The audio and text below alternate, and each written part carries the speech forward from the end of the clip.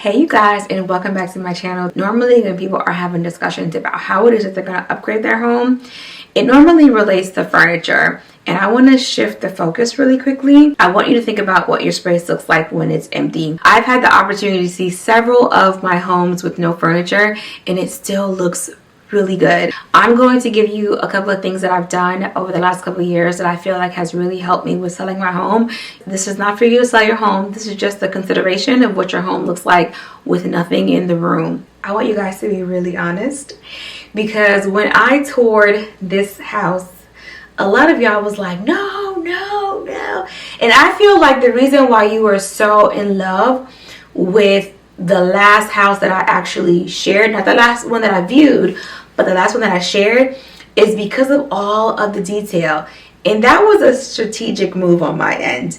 I wanted you to see that house empty with copper ceilings, all of the trim, and then all of the upgrade in the front door, in the kitchen. Like, the house had so many different details in it that when I did the tour, I was like, get it. Even though I continuously said, it's not going to work, you guys. It's not big enough. And you're like, it looked big. And so the builder did a really exceptional job of showing all of the details. So now my question to you is, seeing the room the way that it currently is behind me, if I had done a tour in this room, would you still have said the previous house, or would you have been open to purchase this house? This is the question that I ask myself all the time when we are home shopping. And I'm going to say it again just because I want to get it on record.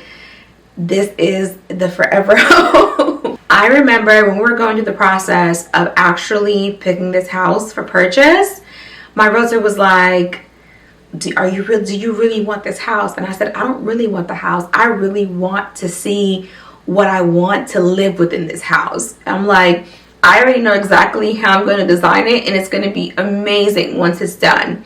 And this is where all of the details come into play.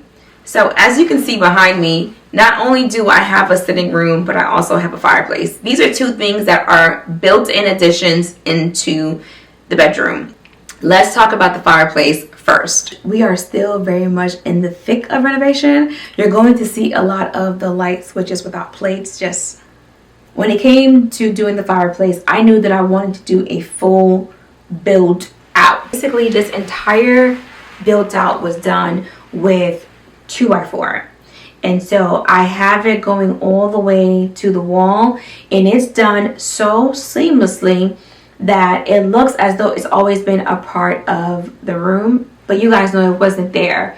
I did a video where I measured the entire wall and I had everything situated to a T, how it needed to be built. So this side of the wall was built with 2x4, and then we went in here with 2x6, and then we used 2x6 at the bottom framing. I had to create almost like an art detail because the wall was so long, and sometimes with the length, the fireplace can end up looking really small. But being able to use 2x4 and 2x6 and doing the kick just gives it a little bit more of a detail, which I absolutely love.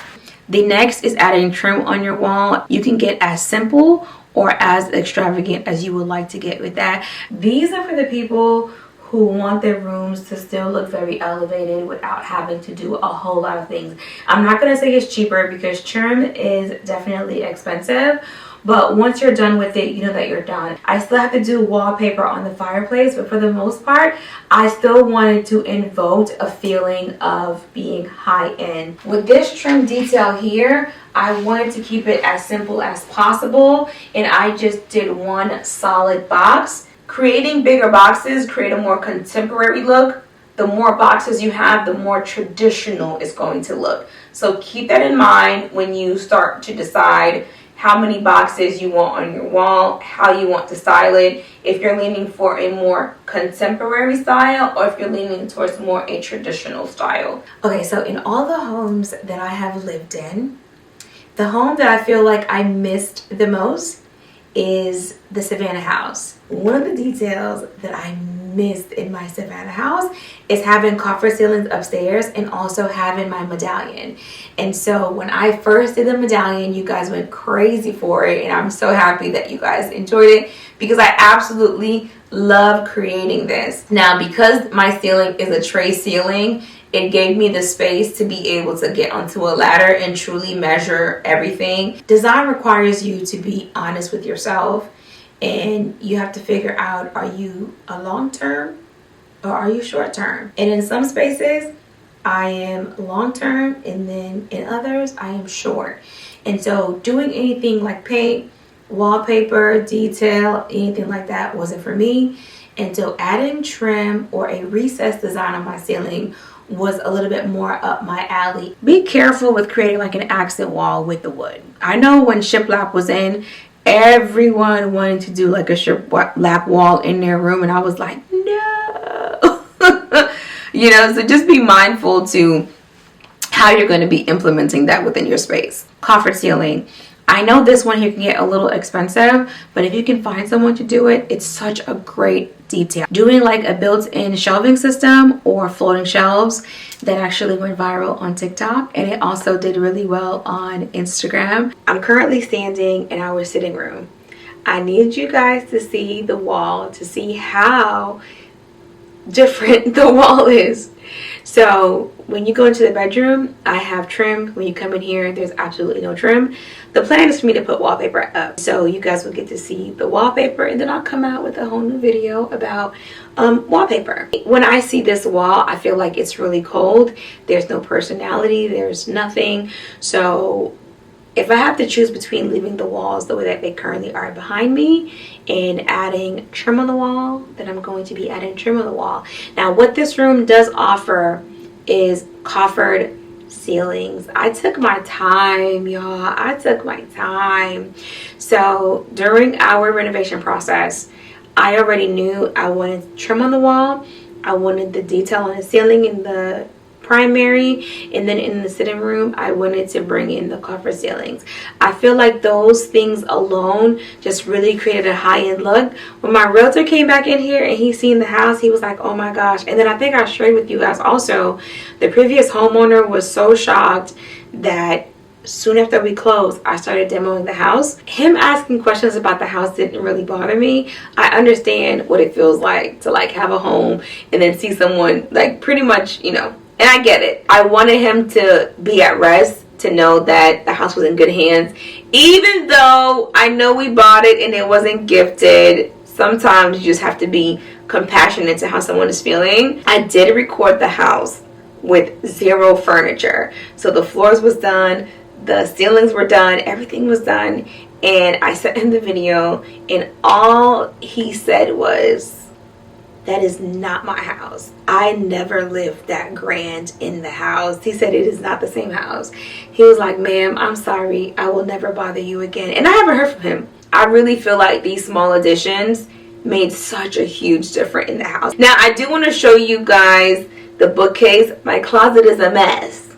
I'm going to have to figure out a way to put the camera so you guys can only see that one area. But I have all of my boxes with my clothes in it, so you might see that, because my island will be here in 2 weeks, like right after Christmas, and I will be doing the installation, so that way we can start housing all of our stuff, okay? I spoke to you guys, and I discussed floating shelves, built-ins, the window seat. And I don't have the window seat here, but you can definitely see where I have the built-ins, and then I also have these, which are considered like floating shelves.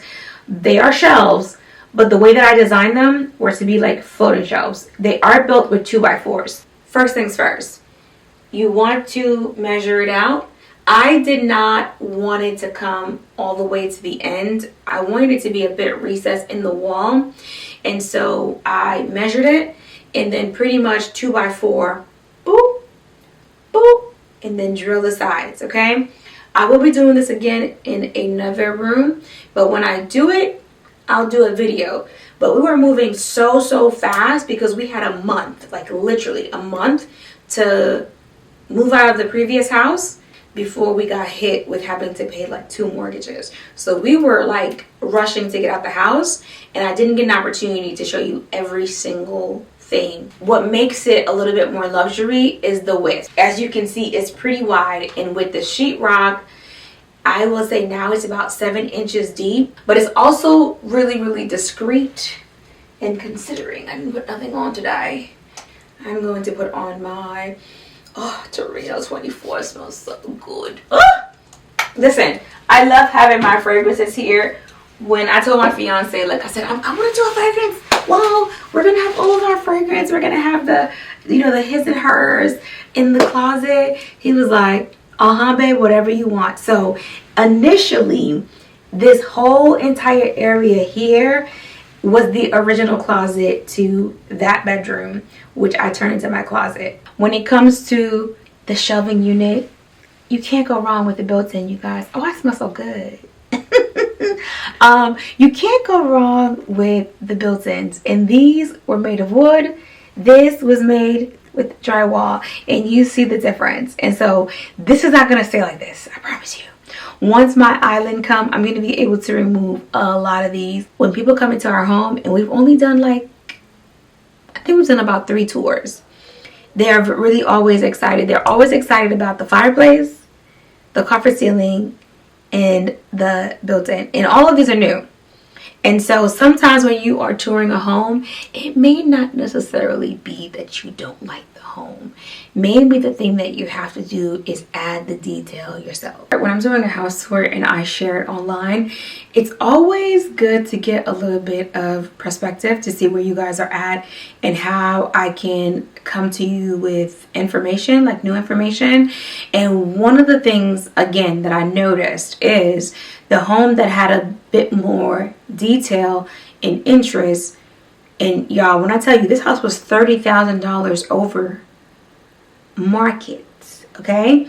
Versus this house that I feel like was a little, it was right there, but it was still a good deal. And so I was like, okay, I don't want to go in at the highest. And this really relates to a build to grade home. I'm not against build to grade homes. If that's what you want to do, that's fine. But in the world where you can actually purchase a house and do some of the upgrades yourself, I tend to lean more towards doing the upgrades myself, just because in the grand scheme of things, it has been a lot more lucrative. Again, this is the moment where you're really honest with yourself and you say, am I the person that can actually upgrade this and make it do what it do? If you're not, then you should spend the money on the home that's already with all of the requirements that you're looking for. We love the end result. These small tweaks can really make a world of difference. This is going to be our forever house. I don't plan on moving. I plan on staying here. But while I am staying here, I want to live as lavishly as possible within my budget. I need this house to be able to sell for what I want it to be sold for. I'm not going to get the number now, but when I set that number for the other house, y'all was like, y'all not going to get that. I got it. Okay, so with that being said, social media in the real world, sometimes they collide and sometimes they do not collide. In the moments where they don't collide, I am absolutely happy about it because I get to experience exactly what I thought I knew.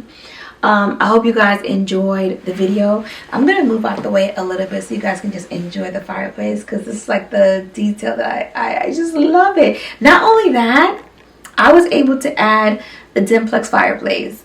It's a little bit more expensive, but I love it. I couldn't find the manual, so I went onto YouTube to see the video.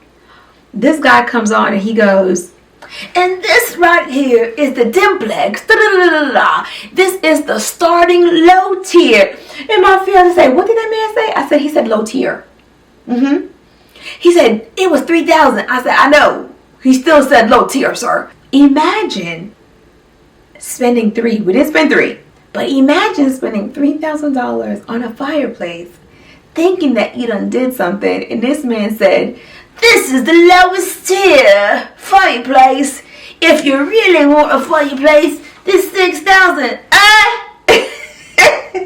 The real flames.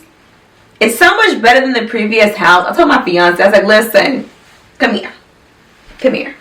just to be clear, in this next house, I want a Dimplex fireplace. And I want it in our bedroom, and I don't want to cut corners. The fireplace that we put in the previous house, it was cute, it was cute, it was cute, it was cute, it was cute. It did what it was supposed to do. But in this house, I want the Dimplex lowest tier fireplace. Anyway, you guys, have a really great day. I will see you guys next time. Bye.